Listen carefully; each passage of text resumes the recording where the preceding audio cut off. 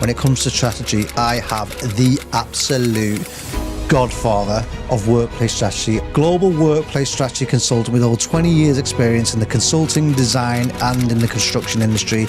He's the founder and principal of Work Transformers. This gentleman quite literally has written the book on workplace strategy. Sam Sahni is the founder of Work Transformers, an expert on workplace intelligence and author of the new book, Destination 2.0. On this episode of the Future Workplace podcast, Chris and Sam discuss the rise of AI in a future workplace and your best practices to ensure maximum benefit during its inevitable uprise. What gave you the balls, if you like, to go, I'm going out on my own? The biggest shift for me is that office is a constant living and breathing organism. What questions do people need to be asking themselves when it comes to AI? I think our overall goal was how do we pass all the intelligence available within the world of workplace strategy to kind of create a tool that could pretty much replace someone like me. What's the risk with that, if any? As a whole, this is just going to make our industry much more smarter, much more better. Over the last few decades, we have been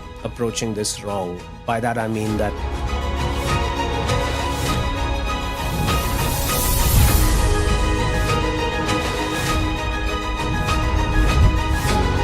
welcome to the Future Workplace podcast with me, Chris Gore. Now, the idea behind the podcast is that we bring experts on to discuss basically what does the future of work look like? And the future of work, when you think about that question, you cannot deny and you cannot get away from the fact that you need to have a really clear strategy when it comes to what your future workplace looks like. Now, look, when it comes to strategy, I have the absolute godfather of workplace strategy on the show with me today. And I want to do a really quick, I don't normally do this, but I want to read the intro for this particular gentleman because trust me, this guy's the gun, right?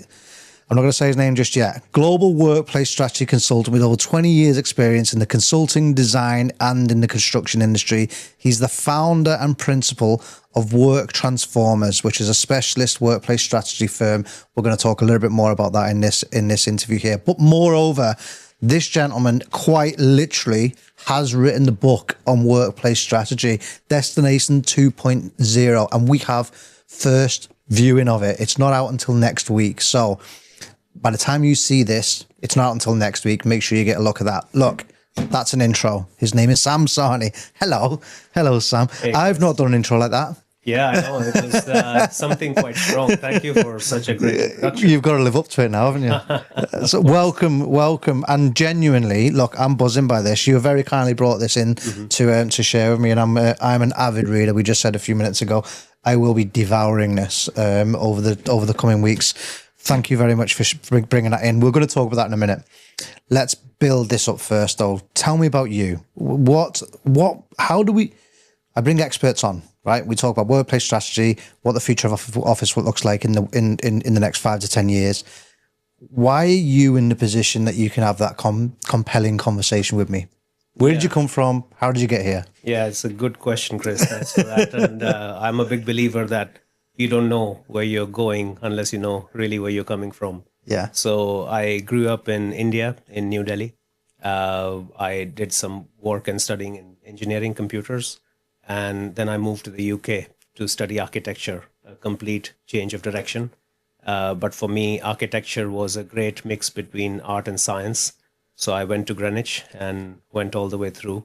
I also had the opportunity to co-run a diploma unit, which is a postgraduate architecture unit over there. And I, at the time, was working along with the KPF. And then later on, my baptism by fire into the world of workplaces was at DGW, where I had the privilege of working with Frank Duffy himself. Right. We worked very closely on the briefing of South Bank Centre, Royal Festival Hall. Yeah. And I learned a lot from Frank. After that, we turned into AECOM. We did some great work. And then I entered the world of design and construction, working for Morgan Lovell, which is part of the Morgan Sindall Group. Yeah. Great organization. Yeah. From there on, I went to Unispace. I spent a number of years there working globally. And I spent some time at AIS as well. And after that, I thought it was the right time to start Work Transformers. Let's do it. Let's Jump into the deep end. Tell me, was architecture always a thing growing up? Was it always, did you always look at, you think guys go, I want to be a footballer, I want to be an astronaut. Was that in you, or was it one of those scenarios which is, I just kind of fell into it and here I am today? Yeah, I was a confused kid, I would say. I wasn't fearful of exploring different options. And I think that's pretty healthy because you start to experience different things, you start to go into them. And I'm one of those people, if I dive into something for the next 6 months to 12 months, I want to learn a lot about it. Yeah. And I had different thoughts back then, like many kids do. Yeah. But I think my parents were great. They were great at guiding me, and they were very supportive. And when I made a decision to study architecture, I met the right people at university as well. My peer group, my professors, we all kind of fed into each other. Yeah. And I think that university education helped me learning to learn, and that's a lifelong trait you keep. Goodness me, tell me about it. It took me until I was about 25 to start learning to learn. I was not interested, but like I say, now I'm a pretty avid reader, and it's rare that you see me without a book in my hand. Architecture, got yourself over to Morgan Lovell. Talk to me about that, because you've obviously gone from this kind of architecture, South Bank and all that kind of stuff, and working on these grand ideas into much more, for the way that I see it as kind of a layman, into much more of a hands-on role. Would that be a fair assumption to make? How was that? How was that transition? Yeah, it was pretty great. I think I consider myself very lucky. Again, like the peer group at university days, the peer group in the companies I worked with was excellent. I think they were the biggest teachers for me. We kind of debated, learned, made mistakes, got better, performed better, won, celebrated. All of that kind of cycle helped us grow. So I always recommend that everybody should have a stint at working at some place like that. I think one thing that was really lucky for me, unplanned, I would say, was that I happened to work across small boutiques as much as in large corporations. So I got to experience the culture at multiple levels. Right. And I think that has really helped me today, because I somewhat understand, even though the world is changing, on how organizations move forward, how they make decisions. Yeah. What are the benefits of operating a smaller boutique firm versus what are the constraints of a large corporation? Yeah. And all of those things feed into my decision-making process. And you've lived it from both angles, from large organizations through to small boutiques. And I want to go into that kind of decision-making process in a few minutes around the strategy that people are doing. We live in a weird time, right? We've just been speaking about it off air with COVID in the not too distant past, and we live in a bit of a strange time. I want to go into the strategy side of things in a minute. At the moment, I'm interested to hear about Sam, the entrepreneur, Sam, the founder. Like, you were an established big name, big roles within our industry. That's very kind of what gave you the balls, if you like, to go, I'm going out on my own? Yeah, it's a great question, and one I have reflected a lot on continuously and still do. Yeah. Even till today, there are moments that I continue to think more and more about it, and I think with time that clarity is now coming through. As I said, it was great learning experience working across big and small organizations, but when it comes down to really pushing the boundaries, really testing, experimenting, failing, you'd see that happen a lot across, say, research environments like the world of academia, right? A lot of innovation comes from there. A lot of innovation would come from dorms in university campuses rather than the classroom themselves. And that gives us a good kind of sign as to what kind of freedom from those constraints could mean. Yeah. And that's what I wanted to experiment. And I thought that over 20 plus years of working across sort of big, small organizations, I had enough training now on the core task itself. Yeah. Having worked very closely with clients and delivered multiple projects globally. Yeah. It was the right time to kind of get freedom from those constraints. But there was also the macro movement on technology. We hear a lot about AI. Every single post on LinkedIn today or every single news article has some relationship with AI. Yeah. Possibly it's been written by AI. You can see it. Yeah, so I think we're in the middle of a huge revolution right now. Yeah. And I think that kind of added to my thinking to say, what if we combine everything?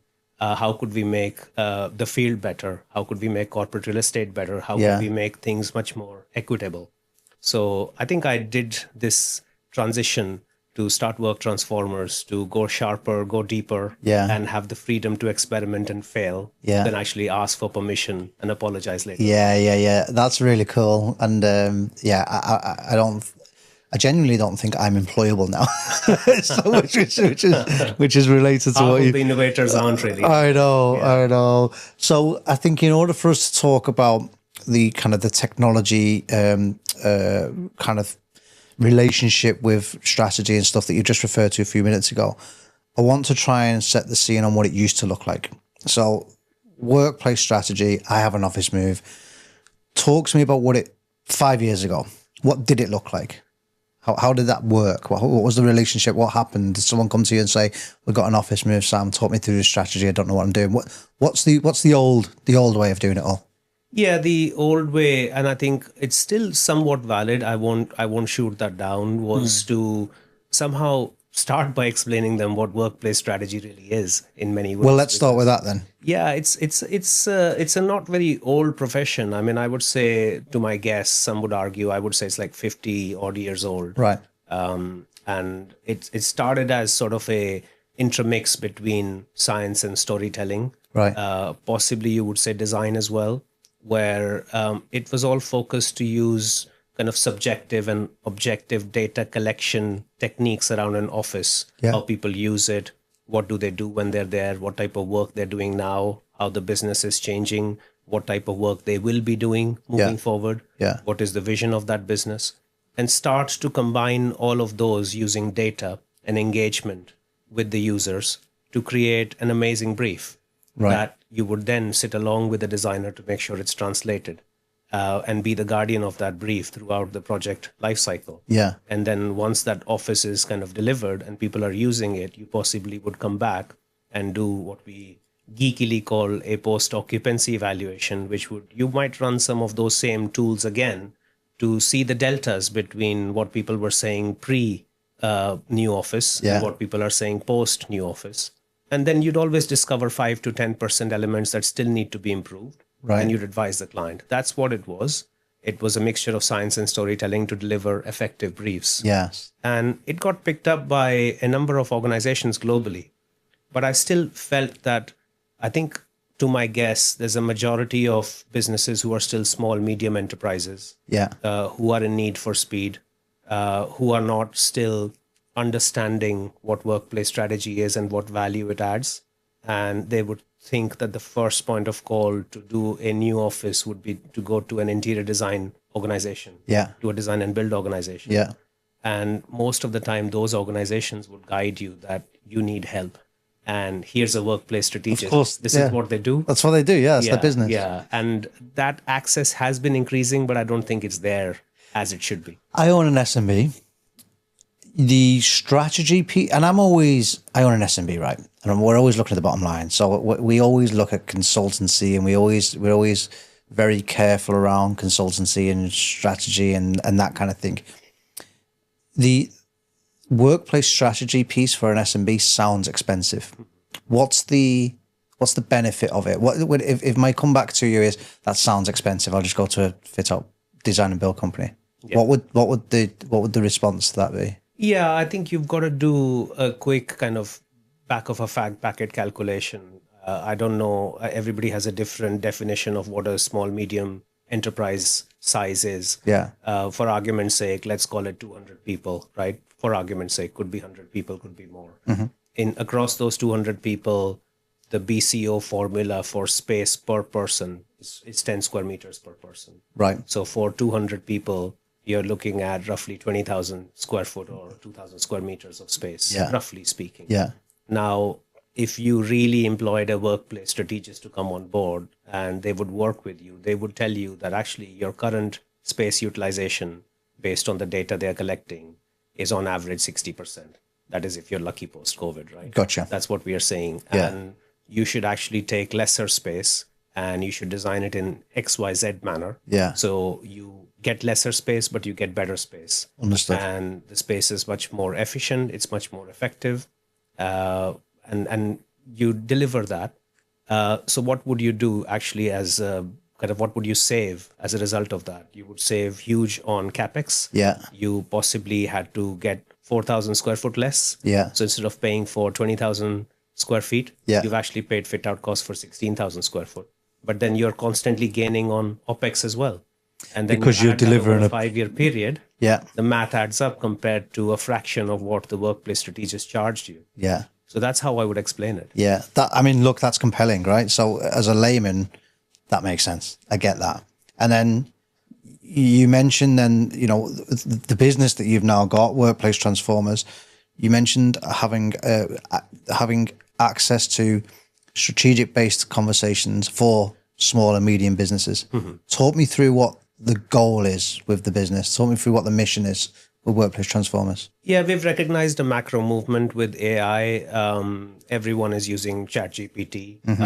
Everyone is using Gemini. Everyone is getting into Claude these days. Yeah. And access to information is becoming quite equitable.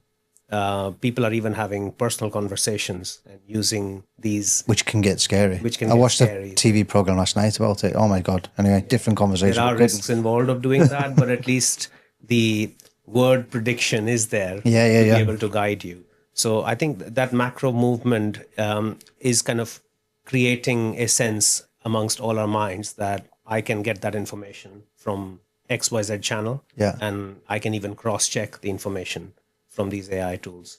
So what we really wanted to do was to deliver a solution where over the last 2 decades, we've collected reams and reams of data. Yeah. So how could we train systems initially to pass efficiencies to our clients who we are working with, who are paying for our services? So we started experimenting with that initially. It was, again, an experimentation in a small business where we had the permission to do so because we were the one permitting ourselves to I'll test do it and fail at Make it break. Exactly. And once we did that, I think our overall goal was how do we pass all the intelligence available within the world of workplace strategy to kind of create a tool that could pretty much replace someone like me. Yeah. And that is very feasible in the world we live today. Yeah. That's how we started. And as a result of that, what it became was an augmentator of basically what the relationship between us and the client was. It was telling us how it's cross-connecting data points, how it's processing large data sets in the shortest period of time available. Yeah. And more importantly, how it was even covering our own blind spots or clients' blind spots. So they were efficiency gains as much as they were a lot of effectiveness gains in terms of covering key points. Yeah. As a result of all of that, we managed to deliver a lot of projects 5 times faster, and I would say about 50% cheaper. And we passed those savings on to those clients. Yeah. That's how we started.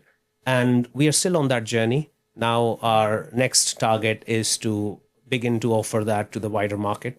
So it becomes equitable. Yeah. And it could be used by a client who has never heard about workplace strategy as much as it can be used by known workplace strategists so they can make use of it and spend more time on strategic thinking, spend more time engaging with their clients. Yeah. So our goal has been to deliver that, not to replace anyone, but to make things faster, make things more equitable, make things more democratic. That's what we've been on. I still am a bit of a layman to AI. I use Claude and ChatGPT and all the rest of it, as most consumers do. You're obviously using it to build a business, right? Is there a risk here of, you mentioned you're not replacing anyone and all that kind of stuff, but is there a risk here of almost resting on your laurels, I think? And, you know, in the past, you would personally go and collect this data. You would personally have an interpretation of what the data meant. Now you're relying on a computer to do it. But is there a risk of the wrong information and that not being cross-checked by somebody? Fact-checked is probably the words I'm trying to find. What's the risk with that, if any? Yeah. You would always use the underlying data set from the office or the workplace you're working on. So, for example, Now you have the opportunity to process weeks and weeks of sensor-based data rather than just an old way of looking at a 2-week utilization study. Yeah. So I think the data source is still coming from the client or the organization you're working with. Gotcha. So you've got to make sure that it's done correctly. It's the right data. But the benefit of this approach is that you could process larger data sets, which can actually give you much more efficacy with regards to your recommendation than the old school way of doing it over a 2-week period, which the users were still arguing that perhaps there was a company conference going on, or people were sick, or it was a half-term week, which we avoid normally anyways, but still it gave an opportunity for users to question that data set. Yeah. So there are more advantages, I would say. Definitely, I would warn against doing that on generic AI tools. I think there's a lot of shadow usage of large language models right now, and there is a huge safety risk in terms of doing that because you don't know what data could leak. That's why we started to work on a system that is enterprise grade and can protect, and there's no learning from any of the data sets at all. It's just taking the source and taking the learning from the actual source. Absolutely. Understood. And the biggest difference was indexing that data. So the 2 decades of data sets we've been building allow us to cross-compare a client's data set across their sector, across their geography, to say how do they deviate against what we've been doing. But now we are able to do that at a much faster pace. Right. And the capability of the system is such that you could start translating them into, say, space calculation scenarios, which directly affect cost scenarios. Yeah. So now you could sit in front of a client to make decisions on how does the bottom line get impacted on their decision of, I want my people back full time versus I might roll out a 3-day hybrid. What is the impact on cost? What is the impact on even morale if there's engagement data? What is the impact on bottom line? And so you can literally plug in the strategies, the various strategies available, and within a few minutes or whatever it is, see the bottom line impact of working from home, hybrid, everyone back to the office, like whatever strategy is that you can see the bottom line result in that. Absolutely. That's fantastic. Yeah, and this does not replace any kind of human engagement. What it does is it gives everybody more strategic thinking time. So I don't call it job replacement. I call it task replacement. Right. And by doing tasks much faster, which has happened historically. But people will take the piss out of that though, won't they? You know what business owners can be like. People, you call it task related, but people will go, well, hold on a second. Now that Jerry over there is not doing that task anymore, I can save on that. Because, that's, people will. We are seeing slightly different to that. We are seeing a pattern where a team of 5 using this is performing at the rate of a team of 10. Right. So that's what we are seeing. So you get more output as opposed to, I get you. And we are seeing people who are saving time now, basically innovating on top of this to make the industry better, to make their work better. So it's not that because time is saved, let's chop that element off. It's more that we have these people, we have that capability. Now we've made them much faster. Yeah. We've made them much more efficient. How can we deploy the time to push more innovation from our end? That particular element we were talking about that nobody was picking up because there was always a lack of time. Yeah. Now we have. Now the time you can to do it. Yeah. So I think as a whole, this is just going to make our industry much more smarter, much more better. Yeah. But from our perspective, it's also making a lot of this intelligence, this strategic thinking, much more accessible. Right. Which was previously being avoided. So an example of that is within a typical 3-week of design and build process where you receive an RFP and you have to submit. Once this element starts to come in, you can make your designs much more smarter. Yeah. Previously, there was no ability to do that. Yeah. So we are having much better conversations, much more intelligent conversations at the back of something like that. Yeah. Hey, I hope you enjoyed the podcast so far. I'm just going to take a quick 30 seconds of your time to explain to you one of the biggest problems that people have when it comes to fitting out their new office space. And that problem is they get AV in too late. When you get AV in too late, what happens is they treat it as an afterthought. They treat it as a bolt-on. It's a few screens on a wall. Let's just put some screens on and make it work. Massive, massive, massive mistake. And we see it day in, day out, where people treat AV as an afterthought. To try and avoid that mistake, you need to bring AV in, the design of AV in really early as you possibly can. Now, to try and help you with that, we've put together what we called an AV bundle. It's a bundle. The link is in the description below, and it gives you the ability to configure your own AV meeting rooms, so you know what solution you're putting in the rooms. It gives you a risk map for the project, so you know when to bring AV in, and it gives you a budget calculator so that you can budget AV in early as opposed to later when you realize that AV, frankly, isn't as cheap as what everybody thinks. So grab the bundle below, get AV in as early as you possibly can, and avoid the mistakes that lots of our clients actually do when it comes to refitting their offices. Look, I mean, I'm loving this because I can relate to it and go, yes, get it. Let's talk about the trends.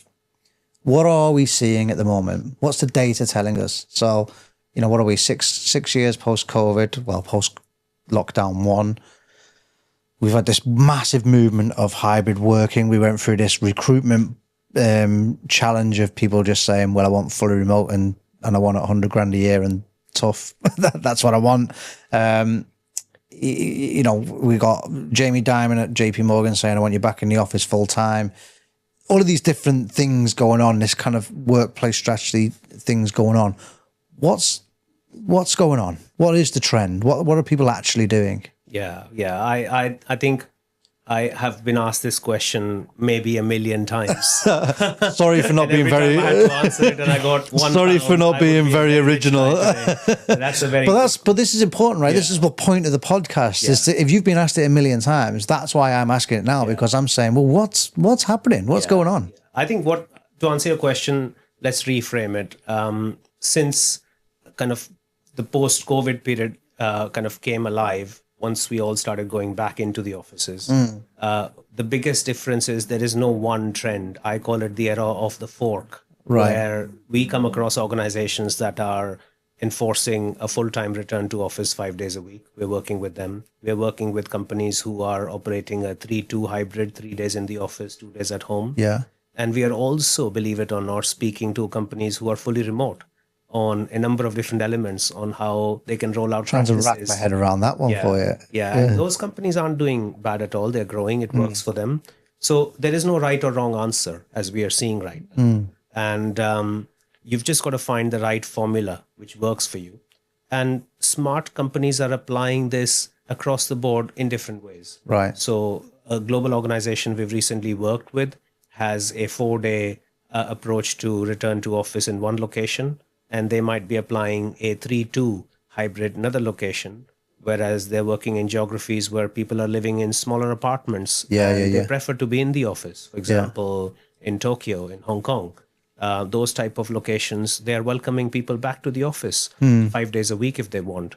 So there is no trend. There is no right or wrong answer. You just got to find what fits. It's just not a one size fits all hoodie anymore. This is a tailored suit. Yeah, that's the direction the world is. But is there any trend? So there's no trend, right? But are there trends as you start to break down the niche of demographics a bit more? So is there a trend in Gen Z, for example, versus the baby boomers who are not far off of retirement? Is there a specific trend around their behaviors or not? Yeah, I have a very different view towards it. Let me tell you. Great. Let me hear it. Yeah, I think over the last few decades, we have been approaching this wrong.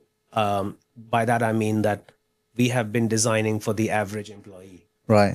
If you could close your eyes and imagine what that imaginary average employee is. Yeah. He or she is middle-aged, of a particular race, depending on what comes to your head first. Yeah. They are neurotypical. They have no issues with focus. Perhaps they have no childcare arrangements. Right. They have no elderly care arrangements.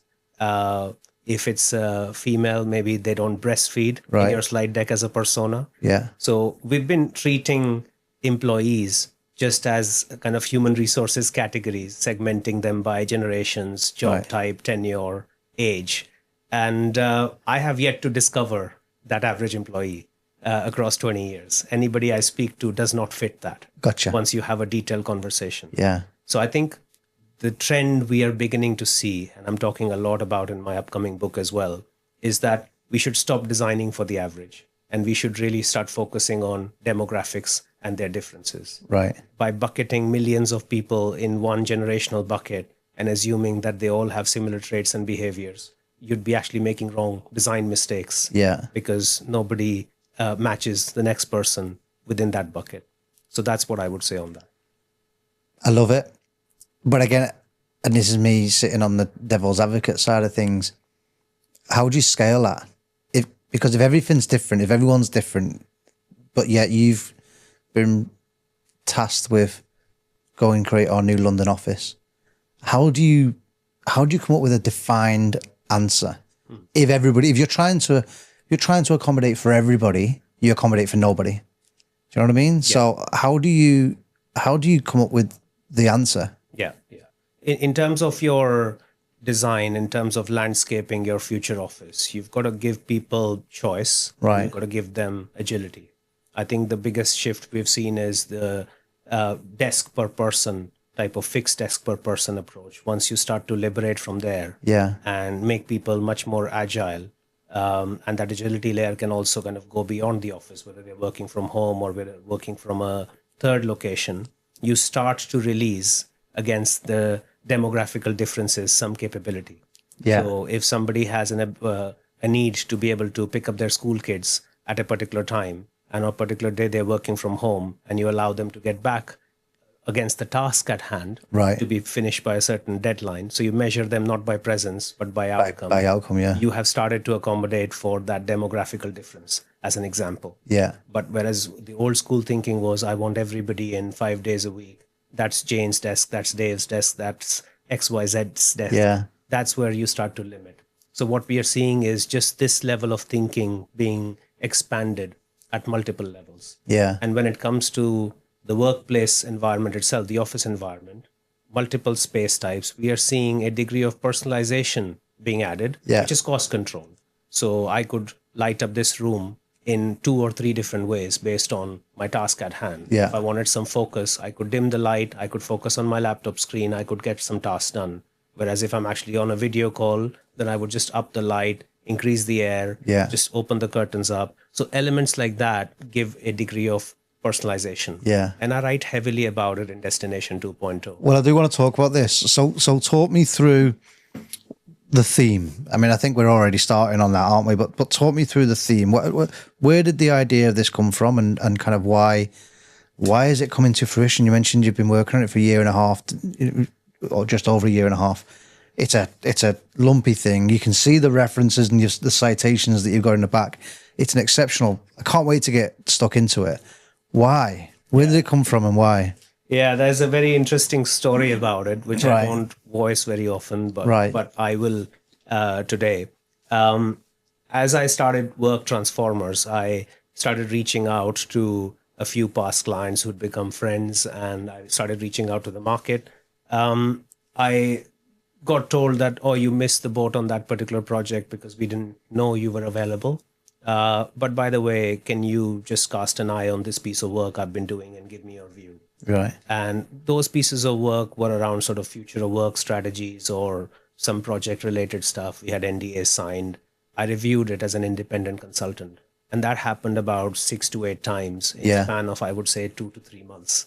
And every time I reviewed it independently, I said, oh, what about X or what about Y? Because when I look at the appendices, I see a particular data point that hasn't been covered in your overall strategy. Yeah. They were, oh crap, moments. Yeah. 6 to 8 times. Yeah. That started make me think that there was a pattern that was sitting behind it and something needed to be done.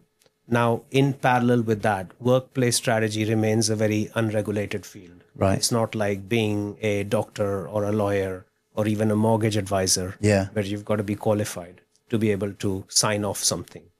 The RIBA provides the RIBA framework, the RIBA framework, stages 0 to 8.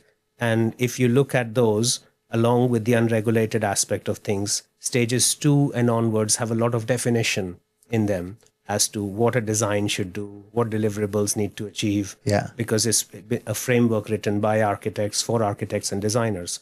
But when you look at stages 0 and 1, there's a lot of definition missing. Gotcha. So the aspect of what I discovered the problem was across those 6 to 8 reviews I did, the oh crap moments that we forgot about something, we left some blind spots on the table, the unregulated aspect of workplace strategy, and no existent framework supporting made me think something needed to be done about it. And that was the birth of the Destination 2.0 thinking. Yeah. Yeah. And the book itself provides a framework as it sits today that if you apply, if you consider it, we guarantee that you would pretty much have no blind spots left in your office thinking in its early stages and also beyond once you're actually in the office. That's how it came about. This is brilliant. And like I say, it's out next week. By the time this podcast gets published, this is out next week. So I'll stick some links in the description below on that, but definitely check those out and get hold of Sam. I'm excited to get into this. You mentioned frameworks. So give me the, like, what's the outcome of the book? What's the framework? What's the high level thing that people need to know about when it comes to actually what you've articulated within here? Yeah. Destination 2.0 is a framework that comprises of 11 critical pillars. Mm-hmm. And those pillars relate to elements we know about, but in a slightly different manner. It covers demographics, which we talked about. It covers experience and a degree of personalization. It talks about social impact and sustainability. It definitely covers technology. Good. Use it. Good. I didn't put a reference in there. Yeah, absolutely. It covers innovation and experimentation on what you should be doing. And it covers elements like that throughout. But it also covers elements like leadership in terms of next-gen leadership. And when you look at it, right now, I would say half to 2/3 of the companies out there are operating some version of hybrid working. Yeah. Formally or informally. But when you look at it, there is a degree of hybrid working. Yes. So this book is a playbook that every industry individual, every business leader should read as a playbook to make their hybrid work really successful across the 11 pillars it talks about. Yeah. And I've written it with a view. I know, Chris, you're an avid reader. So yeah, you man. read it from front to back. Oh, man, I can't help myself. But I know a lot of friends in the industry who want to read but don't have much time. Because of all sorts of responsibilities they have. I've written it in a very practical way. I haven't written huge theories. There are no long chapters per se. Yeah. And I've included practical exercises within the book. I call them builder boxes. Right. That, let's say you read it today, you could apply these from Monday onwards. Yeah, I get it. Well, I'm looking forward to getting into this, and I am delighted that I get a basically, what are we, like a 6-week jump on anybody else. So thank you so much for that. Look, the point of the podcast, as we spoke about before we started, we want to try and answer the question of what does the future of workplace look like? What does it look like in the next 5 years, in the next 10 years? So if I'm an office manager, I get stitched up, right, Sam, you're in charge of our new London move. Here's our kind of business growth plans over the next 5 to 10 years.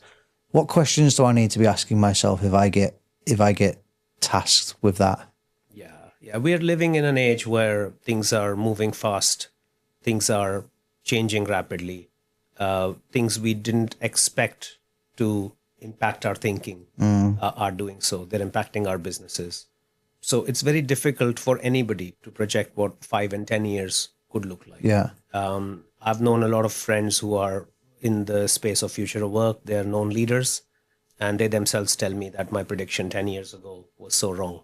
So no one knows. Yeah, no one knows. AI wasn't here. So AI wasn't here. They didn't expect all of these kind of AI-based kind of speed up elements to impact how the nature of work itself is changing. Yeah. Right? So how can you really impact or how can you really project what the future could look like? Yeah. So that's where I've stopped kind of gazing at my crystal ball. And I get that, but then the problem is you've still got to make a decision on your office move, right? Correct. So whilst you might not know all the answers and you might not know what's going to be happening in 10 years, you made a decision to start your business without knowing all of the answers. Correct. What are the questions that people need to ask themselves now to give them enough confidence to know that the decisions that they're making are the best decisions at that particular moment in time? Correct. That's exactly where one of the pillars in Destination 2.0 is about adaptability and agility. So we talk about the fact that for your office, the thinking doesn't start from when you think about a relocation project and doesn't end when you move in day one and cut the ribbon. Yeah. It's actually a way of thinking that I describe as you're never going to be done with it. And you always have to constantly keep improving. And that improvisation helps you build a level of adaptability and agility. Yeah. A simple example of this, most of the companies we work with, when we say, what does your headcount look like in the next 2 to 3 years? They really can't answer with confidence. We're all making projections. Yeah. But then we're covering a bunch of what if scenarios Yeah. within that. What happens if something changes? What happens if disruption arrives in the sector and they suddenly need to assemble a team overnight? What happens if a crisis moment hits? So we cover all of those things. But we are also talking about setting up a rhythm which makes them kind of constantly experiment, constantly innovate, constantly test. I don't call them pilots, I call them prototypes. So we're taking a little bit of a software development approach to this one, where based on user feedback, based on external factors of how business is changing, how it needs to adapt and change, you constantly improve your workplace as a product, because work itself is becoming a product. Yeah. So to answer your question, I think the biggest thing of what 5 to 10 years would look like, I would say definitely artificial intelligence is going to make huge impacts. Once AGI is here, I believe some people say it's already here, but it's not long. Elon Musk is saying it, isn't he? Elon Musk is saying work will be optional. Let's not go down that direction. He's got his own agenda to fill, though, right? He's selling robots and stuff. So exactly. When he talks about the fact that robots are going to take over the world, and you're selling robots, mate. Like, okay. Exactly. Well, I think there's some entertainment value to it. There's some pub conversations around that to be happened. And who knows who's right or wrong. But I think coming down to the practicalities of today's businesses, where people have targets to hit, people have projects to deliver, I would say that you definitely must consider an element of adaptability and agility within your design process. And a simple way of doing it is just imagine 3 scenarios which are very realistic and test your design based on that. One of the recent projects we delivered, we said, what happens if a crisis moment hits and a team needs to be assembled within a control room type of environment that is dealing with this PR conflict? Where does that happen in this design? Gotcha. Or what happens if your technology team tomorrow needs to suddenly expand to add another 30 people? How does your stack and block really start to work? So simple elements like that could be applied today in terms of testing your design thinking. Rather than assume that it's a static brief, it's a static design, it's a static delivery. And then you would realize that you would have to make a lot of micro changes within your office design to be able to support that. Can walls move? Are there attributes in space that allow people a degree of flexibility to change the use of space? And you'll have to also change your thinking on what happens on day 30. How do I listen to people? What happens on day 90? How do I build those learning loops? Who takes ownership of it within my office space to be able to do it? So I think the biggest shift for me is that office is a constant living and breathing organism that is changing. And if it stops changing, then you realize that there's an engagement gap. People aren't happy. And you will see the repercussions of that come. You know what's been? Like, I've loved doing this podcast. Like I said to you earlier, we probably started maybe 6 months ago. And these conversations to me, I never 6 months ago thought of the office like this living, breathing, constantly changing organism. And prior to you saying that, I now do see the office like that, which is just mind blowing to me because I'm the military, straight guy. And now I'm talking about living and breathing offices. So a lot of companies are thinking in that kind of fixed manner, and it's working for them up to a limit. And I think there is also a level of tolerance to the point of at what point do you really decide to do something about it because the feedback isn't great. I always state, and I write this in the book as well, that I believe that a lot of people have a contract with their office, which is not like the job contract you have with the company, but it's some sort of a non-defined, intangible contract. And people have a feeling around when I go there, I have to go because I'm employed, I should show up, I should be quite disciplined. And they like the fact that there is a separation between home life, work life. So people do that. But over time, a lot of people, when you ask them, they'll have an unsaid feeling about how they feel about the office. Right. And that feeling starts to creep in. And once that creeps in, I think there is a level of engagement. There is a level of productivity that sees a bit of dip. Yeah. So right now, it's only measurable through surveys, but I even question the mechanisms by which surveys are done. Yeah. People feel if I answer something in X way, am I being observed? Oh, Do yeah, I yeah. really relate my feeling out there? Am I going to be punished for that? Yeah. But that comes in when we meet middle managers, when we meet employees on a one-to-one basis. We tell them, look, what's being discussed here is totally confidential. We Yeah. never say that Jane said this, but I want to know, how do you feel about it? Yeah. What happens when you're actually sitting in the train, going into the office? What's going through your mindset?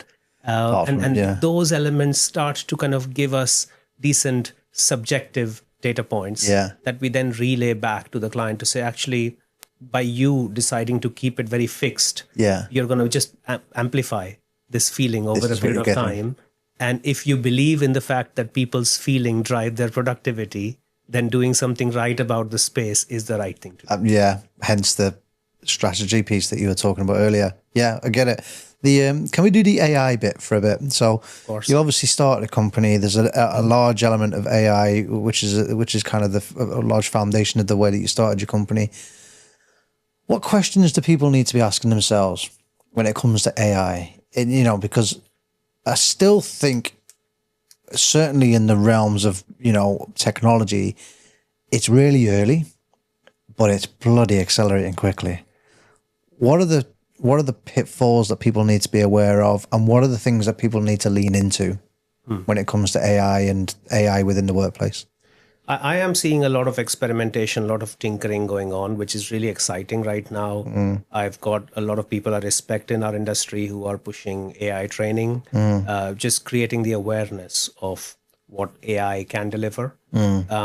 It's right now, in my view, a double-edged sword where sort of use of generic large language models Yeah, can be dangerous in an enterprise setting. From a security perspective, from a confidentiality perspective, I often see a lot of shadow usage Yeah. going on, and I think there are some good can you stats can you about it. for the layman again define what shadow usage? Shadow usage would mean that your company doesn't have a clear AI tool or policy, but you still use ChatGPT on a premise. We have the same technology. Shadow usage of their own headset or their own webcams and all that kind of stuff. We have the same thing. Yeah, so it's a similar term, which means it's an unapproved access to a tool where security constraints, even outputs that is providing you, haven't been considered. And on the face value of what these generic large language models spit out, they look great. Yeah. But are they actually telling you the right information? Yeah. I have seen them spit out different calculations Yeah. with the same question Yeah. time and time again Yeah. because their capability hasn't been there. So there are many elements like that that could actually be dangerous. And the other element around this is input equals output in AI. If you are putting just a few documents in the way that you've always done things, Yeah. and you're asking it a question that you've always asked, guess what? The output is going to be pretty much what you've always been doing. Yeah. Yes, it's definitely faster. It leads to productivity. But the question is it actually decision grade? Yeah. Is it actually enterprise grade from a safety Have you perspective? seen, speaking of decision grade and how you can fall into the trap sometimes of the AI, have you seen the social media one doing the rounds recently around, I think the prompt is, the car wash is 200 meters away from my house. Yes. How do what's the best way that I can Yes. get my car washed? And the LLM comes back saying, well, you should walk because it's only 200 meters away. It's brilliant. It's absolutely brilliant. There are many elements like that. We basically have seen somebody ask a question on, say, how much space do I need against X number of people in my kind of future office. Yeah. And it spitted out a number which has no relevance, no base kind of calculation methods, no referencing. Then you've asked the same question again next day, and it spitted out a completely different number. Yeah. So, I put that in my board pack yesterday, Yeah. and you're telling me a different number now. Yeah, What do yeah. I do now? Yeah. So I think the way I explain it to anybody out there is like, imagine, God forbid, you have a big legal problem and you're basically in a pub and you're asking a friend advise on that. That's your generic large It's your language mate. models. Yeah. Don't do the investment. Yeah. Don't do that investment your mate tells you. Exactly. It's a sure thing. Okay, sure. Exactly. And then compared to that, you're asking actually a lawyer who's specialized in that field the same question. Yeah. You'd be shocked that the advice they give you would be completely opposite. Yeah. And feel very illogical compared to what your friend was giving you because you agreed with that at the moment. Yeah. So that's where I think our industry needs something, which is what we've been kind of tinkering away on, developing and testing with a few enterprises right now as we speak. Yeah. I think you've already answered this question, but they're the red flags. They're the potholes you need to avoid.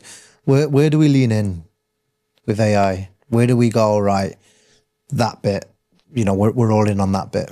Yeah, you definitely have to learn a lot about it. I think a lot of our work right now is trying to explain the basics around some of these things that I've talked about. You should definitely increase your familiarity. There are a couple of very good people in our industry who are offering cohorts and training courses to just get you up to speed.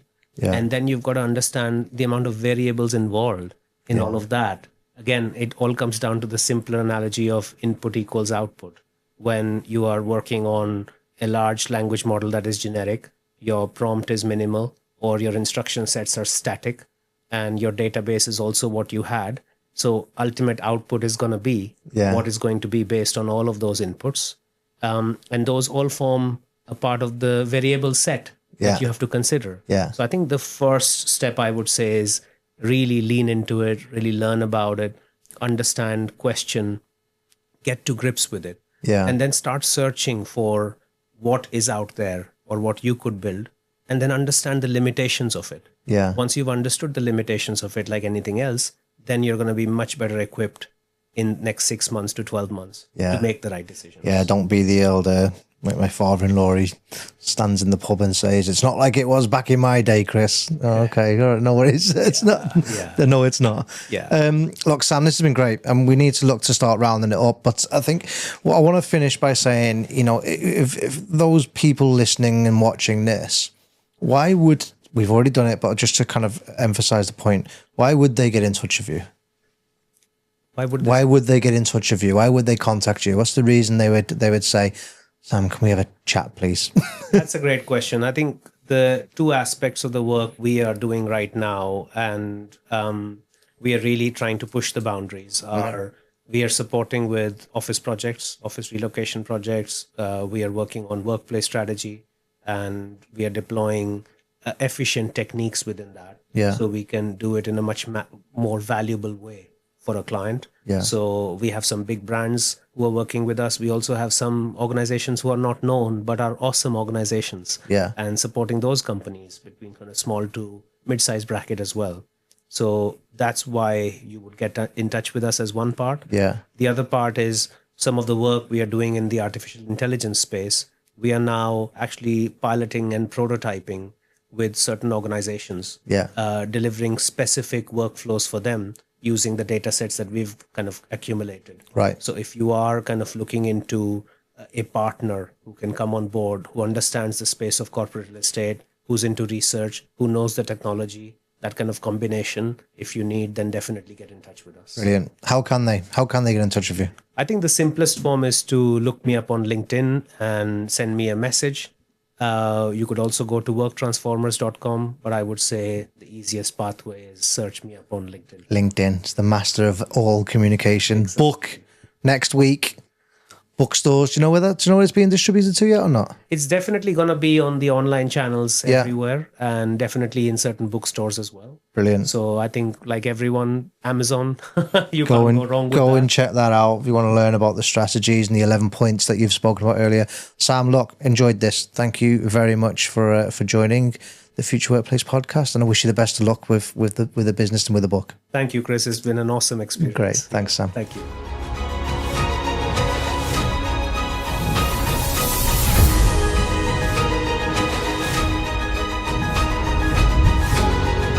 Great. Hope you enjoyed the podcast, and I certainly enjoyed having that guest on. Now, in order for us to close this podcast out, what I want to do is just highlight to you that we're an AV company. That's pretty clear. But what we do with a lot of our clients is we offer them showroom visits, basically. So we quite often go around a lot of the showrooms that are available to us. We're doing a big LED showroom visit. So if you want to come and see some of the latest LED technology that you can deploy within your meeting room, we're doing a big LED showroom visit over the coming weeks. The date's not fully confirmed yet, but we have put together a wait list. The link to that wait list is in the description below.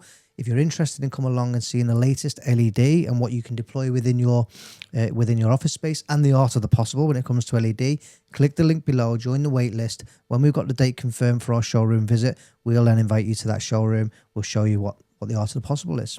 For now, hope you enjoyed the podcast. Like, subscribe, click the notification bell so that you see the next one as well.